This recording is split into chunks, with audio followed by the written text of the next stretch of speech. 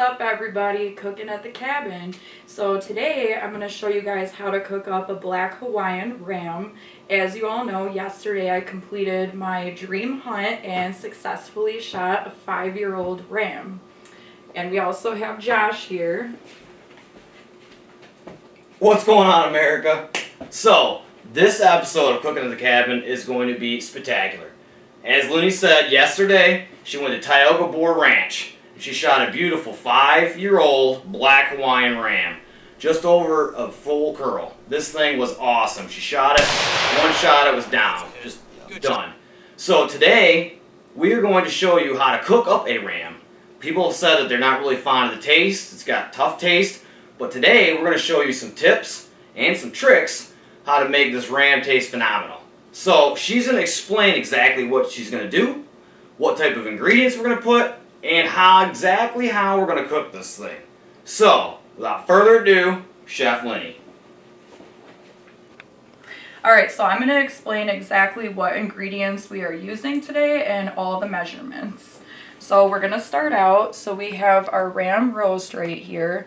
So the glaze that this is soaking in consists of 1 tablespoon of white wine, 3 tablespoons of honey, half a teaspoon of yellow mustard seeds, a pinch of salt and pepper, and 1 teaspoon of olive oil. So what we're going to do with this section is, see how it has all these slits in the roast? You're going to want to cut those before you let it soak in here. So what we're going to do is stuff each section. Now, you're going to get your hands messy for this, but it's worth it. So you're going to put some butter into every single slit. Just like that. And then also, I cut up some cloves of garlic, which is going to be going in all these slits as well. So you're going to take these and start shoving these in your roast. You're going to try to get them in every single section. It's going to put great flavor inside of the roast. We're going to be slow cooking this in our crock pot. The best way to go about cooking this kind of meat, because it's known for being kind of tough, is you're going to want to slow cook it. So whether you choose to do this in an oven or a crock pot, that's your preference, but today we're going with the crock pot. So what we're going to do now is we're going to put some chopped up red potatoes in your crock pot. I honestly just eyeball how many I want. It's your preference depending how many people you're feeding.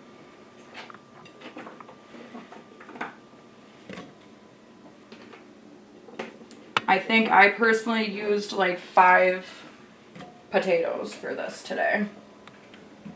And then we're also going to add some baby carrots that are already cut and peeled.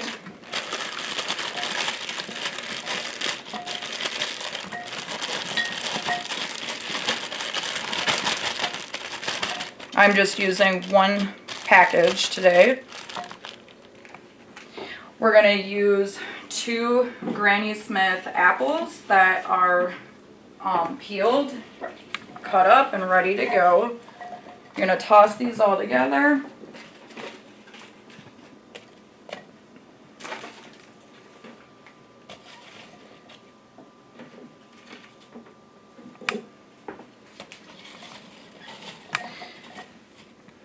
Then we're going to be adding 1 cup of water.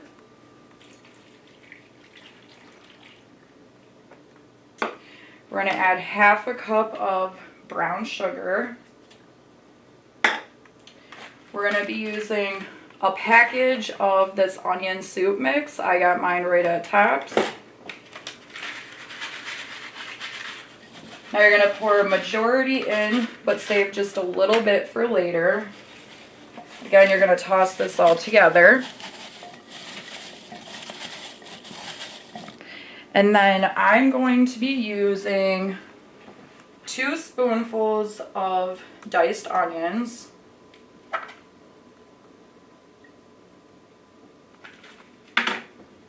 finish tossing those together.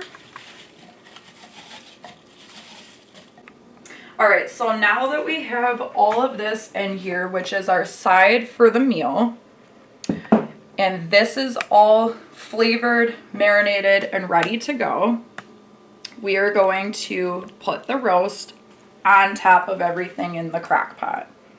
So now we're going to take our leftover glaze, and this is going to be poured right on top. And then we're going to garnish this with some pineapples because you want this to be flavored kind of sweet. I personally used canned pineapple for this because I like the extra juices that's going to be going into this meal. And then... Yep, tastes good. And then a little bit of lemon's going to go on there, which just adds a nice sweet kick. Everything blends together. We're also going to be adding a little bit of this brown sugar bourbon seasoning. Not too much, just a little bit on the top. So this onion soup mix that we had earlier, how I said to save some, this is going to go right on top of everything. You're going to want to kind of like get it all in there. And then this is a roasting blend of some really good herbs. This has Italian parsley, rosemary, and thyme. So I use just a little bit of each. You can honestly just set them right on top. And it gets a nice flavor in there when everything cooks down together. That's a sufficient amount right there. And then I'm going to be slow cooking this in the crock pot. We're going to start at 6 hours on low. This can vary depending on the size of a roast you have. So honestly, I just start with the 6 hours on low. You're going to want to wait till the meat does start to pull apart. That's how you're going to know it's done. If you think it needs longer, keep it in longer for a few more hours if you have a thicker cut.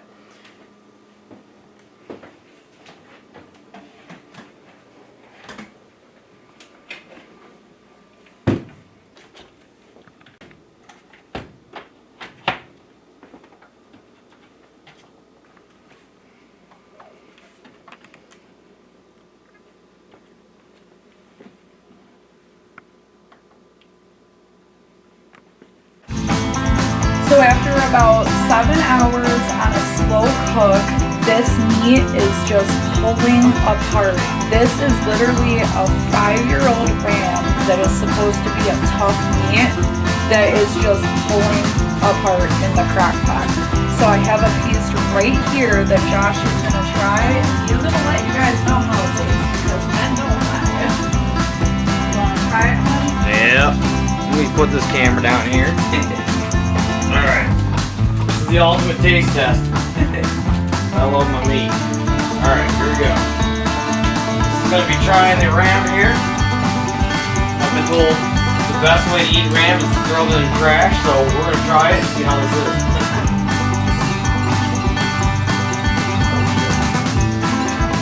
It's good. It's about adding all those sweet flavors in here and just slow cooking for hours. Don't toss your meat, you guys. You gotta try this recipe. I mean, this is pulling apart. Oh yeah. Flavorful. Wow. That's really good. Oh, it's good. So we got a good recipe. Please try it. And you can do this with any roast.